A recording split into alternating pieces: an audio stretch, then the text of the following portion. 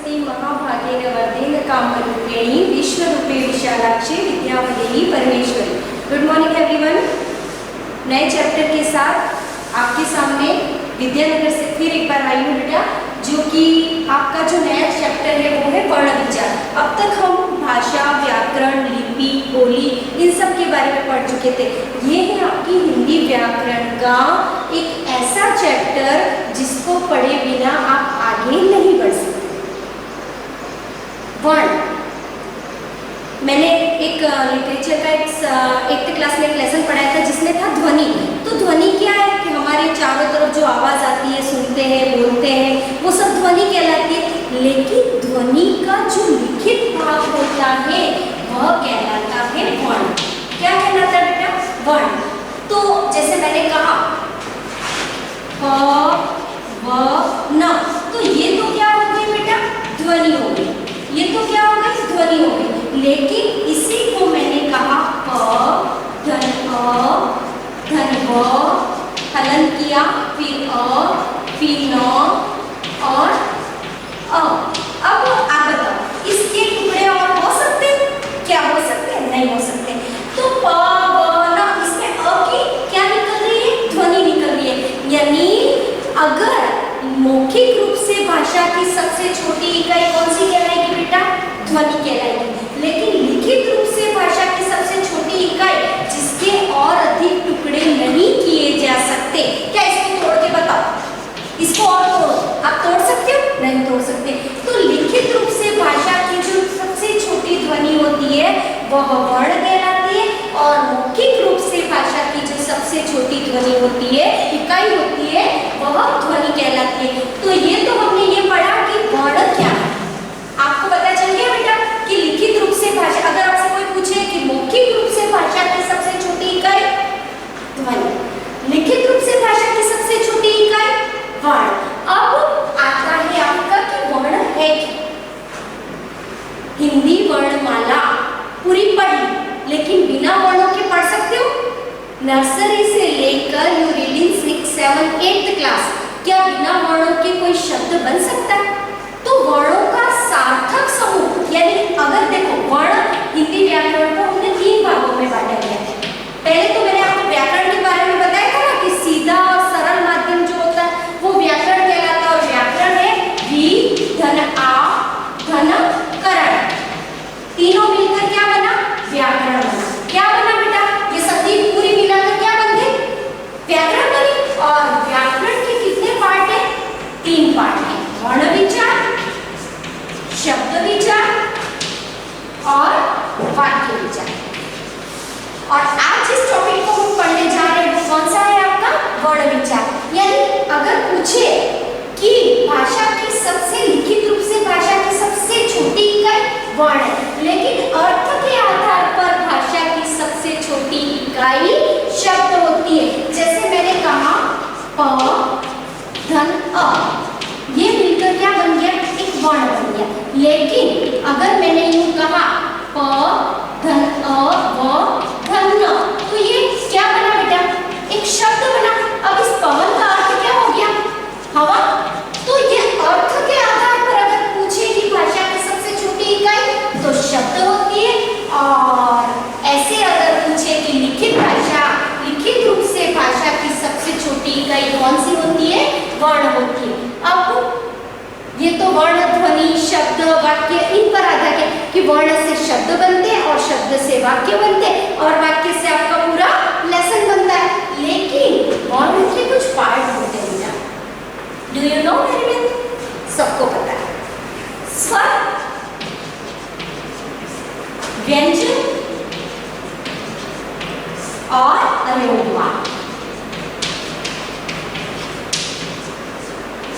ये 3 पार्ट होते हैं आपके वर्ण के। अचल स्वर, स्वर वर्ण के वर्ण विचार कितने भागों में डिवाइड किया गया है? स्वर, व्यंजन और अयोगवा। अब किसे कहते हैं स्वर? देखते हैं। चलो आप बता दो। आपकी रीडर में लिखा हुआ है, मैडम भी बताएंगे, लेकिन उससे पहले आपको स्वर की परिभाषा मुझे बतानी होगी।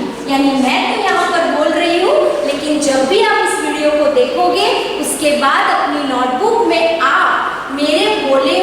यानी श्रवण कौशल का उपयोग करके उन चीजों को आप नोटबुक में राइट डाउन करोगे। तो लेट्स स्टार्ट। स्वर की परिभाषा करते हैं। स्वर किसे कहते हैं? वे वर्ण जिनका उच्चारण करते समय किसी अन्य वर्णों की सहायता नहीं लेनी पड़ती है।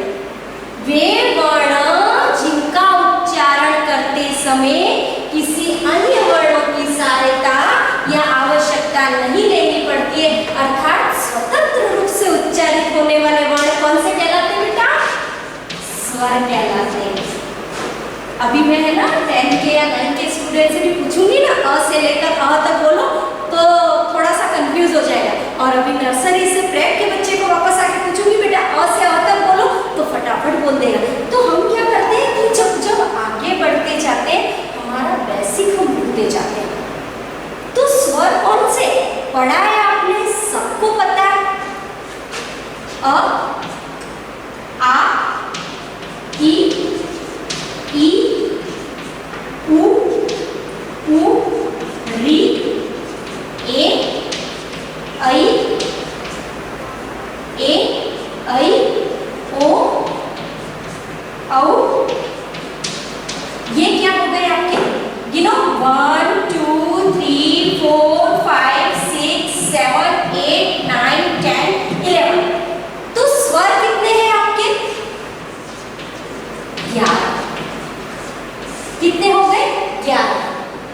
हिंदी वर्णमाला में स्वर कितने हैं? 11। लेकिन हिंदी वर्णमाला में स्वरों की मात्राएं कितनी है? थोड़ा कंफ्यूज हो गए। ये तो आ लिख दिया। ये किसकी मात्रा है? आ की मात्रा। ये किसकी मात्रा? ई की। ये ई की, ये ऊ की, ये ऊ की, ये री की, ये ए की, ये ऐ की, ये ओ की और ये औ की। अब बताओ हिंदी वर्णमाला में स्वर कितने? 1 2 3 4 5 6 7 8 9 10 और 11। ये तो आपका राइट आंसर हो गया। अब मैंने पूछा कि हिंदी वर्णमाला में स्वरों की मात्राएं कितनी है? क्या आपकी कोई मात्रा होती है? नहीं होती। तो हिंदी वर्णमाला में स्वरों की मात्राएं 1 2 3 4 5 6 7 8 9 10। यानी हिंदी वर्णमाला में स्वरों की मात्राएं कितनी हो गई बेटा? 10। देखो कंफ्यूज नहीं होना। हिंदी वर्णमाला में स्वर कितने हैं? 11 हैं। हिंदी वर्णमाला में स्वरों की मात्राएं कितनी है? 10 है। इस चीज के लिए आपको कंफ्यूज नहीं होना है।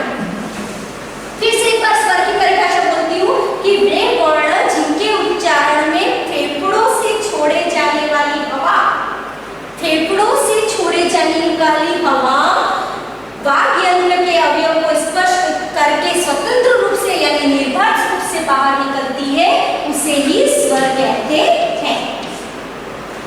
वर्ण के 3 पार्ट होते हैं, स्वर, व्यंजन और अयोगवाक। और स्वर के 3 पार्ट होते हैं, ह्रस्व, दीर्घ और लोप।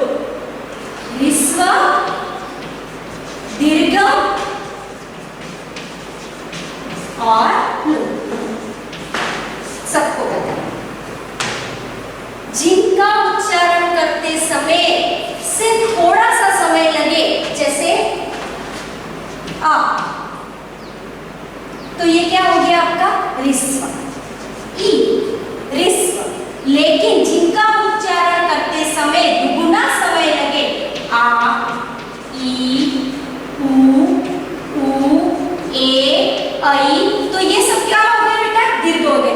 लेकिन जिनका उच्चारण करते समय हम हमारी ध्वनि तीसरी बार यानी ओकारित रूप से उच्चारित हो, ओम, तो वो आपका कौन सा स्वर हो गया? प्लुत स्वर। कौन सा हो गया? प्लुत स्वर। तो स्वर कितने हो गए? ह्रस्व स्वर, दीर्घ स्वर और प्लुत स्वर। कौन से स्वर हो गए? स्वरों की संख्या 11, स्वरों की मात्रा 10। स्वरों के कितने पार्ट हैं? तो 3 है। स्वर, ह्रस्व स्वर, दीर्घ स्वर और प्लुत स्वर। स्वर की संख्या 11 और मात्राएं कितनी? 10। देखो कंफ्यूज नहीं हो रहा है। अगर पूछे क्वेश्चन पूछते हैं वर्ण विचार में स्वर कितने, तो 3 है, ह्रस्व स्वर, दीर्घ स्वर और प्लुत स्वर। स्वरों की संख्या कितनी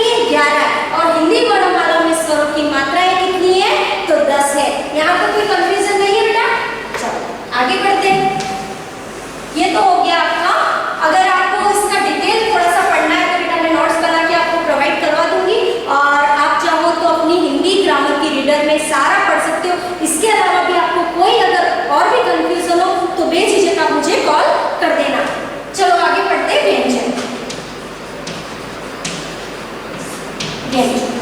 किसे कहते हैं व्यंजन? वे वर्ण जिनका उच्चारण करते समय क्या इस भाई साहब की सहायता लेनी पड़ती है, इनके बिना ये आगे नहीं बढ़ते। ताली एक हाथ से बजती है, नहीं बजती है, तो ये व्यंजन क्या है आपका? क्लैपिंग है। इसके बिना ये अधूरा है, इसके बिना ये अधूरा है। तो व्यंजन स्वर के बिना अधूरा है। तो वे वर्ण जिनका उच्चारण करते समय स्वरों की सहायता लेनी पड़ती है, यानी स्वरों के सहयोग से उच्चारित वर्णों को क्या कहते हैं? व्यंजन कहते हैं। क्या कहते हैं बेटा? व्यंजन कहते हैं। यानी वे ध्वनियां क्या कहलाती है? व्यंजन ध्वनियां कहलाती है। अब व्यंजनों की संख्या कितनी? 33, 33 नहीं, 33, नॉट 33, 33 कितनी होती है? 33 यानी 33। इसको भी अपन ने 3 पार्ट में बांटा है। स्पर्श व्यंजन, अंतःस्तर व्यंजन और ऊष्म व्यंजन। देखो, क से म तक का जो आपका वर्ण होता है वह आपका स्पर्श कहलाता है। कंठ, तालु, मूर्धा, दंत, ओष्ठ, नासिक के दंतोष्ठ, ये सब आपके किसमें आ गए बेटा? स्पर्श में। लेकिन जो आपके कंठ से लेकर यहाँ पर जो बिल्कुल उच्चारित रूप से होती है और हवा जब निर्बाध रूप से गर्म हवा निकलती है तब वहां पर ऊष्म वर्णों का सहयोग होता है। तो अंतस्थ वर्ण आपके 4 हो गए। क से म तक स्पर्श। कोई पूछे कि स्पर्श व्यंजन कितने हैं? 25 है। ये आ गए आपके य, र, ल और व। और अगर संस्कृत में पूछे कि अंतस्थ व्यंजन कितने, तो य, व, र, ल आता है। हिंदी में पूछे कि अंतस्थ व्यंजन कौन से, तो य, र, ल आता है। और ये आ गए आपके श, श, स और ह। टोटल कितने हो गए? 33। स्पर्श व्यंजन 25, अंतस्थ व्यंजन 4 और ऊष्म व्यंजन 4। अब आता है आपका हिंदी वर्णमाला में वर्णों की संख्या 44। लेकिन कुल वर्णों की संख्या कितनी होती है? 52 होती है। कितनी होती है? 52। कैसे देखते हैं अपन? हिंदी वर्णमाला में कुल वर्णों की संख्या कितनी होती है? आपके स्वर कितने हो गए? 11। व्यंजन कितने हो गए? 33, राइट। तो अयोगवाह कितने हो गए? अ और अह, ये कितने हो गए? 2। और फिक्स व्यंजन यानी ड और ध, ये क्या कहलाए आपके? उपक्षिप्त व्यंजन। और संयुक्त व्यंजन हो गए आपके 4। कितने हो गए? 4।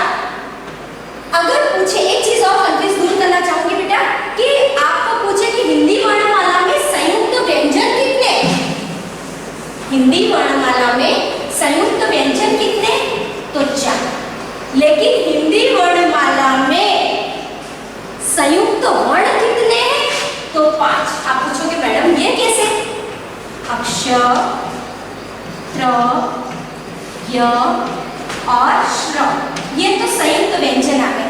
क्या इसको आपने कभी देखा है बेटा? द और ध्य मिलकर क्या बनता है? ध्य बनता है। तो ये क्या है? संयुक्त वर्ण।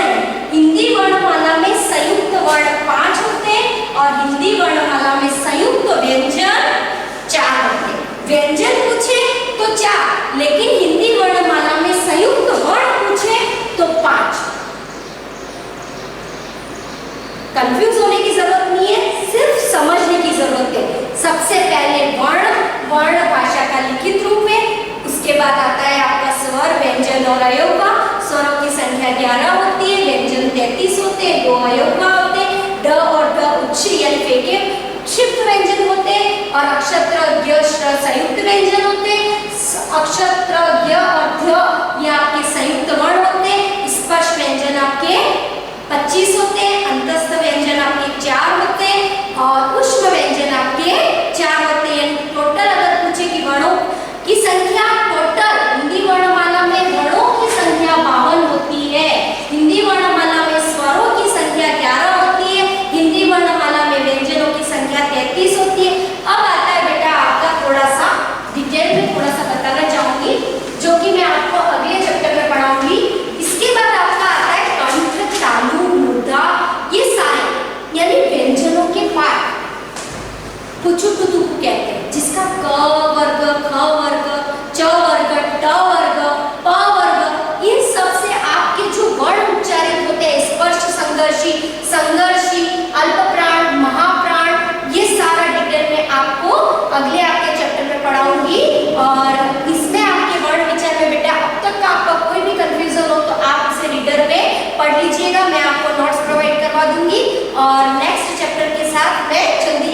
सामने आऊंगी। Thanks for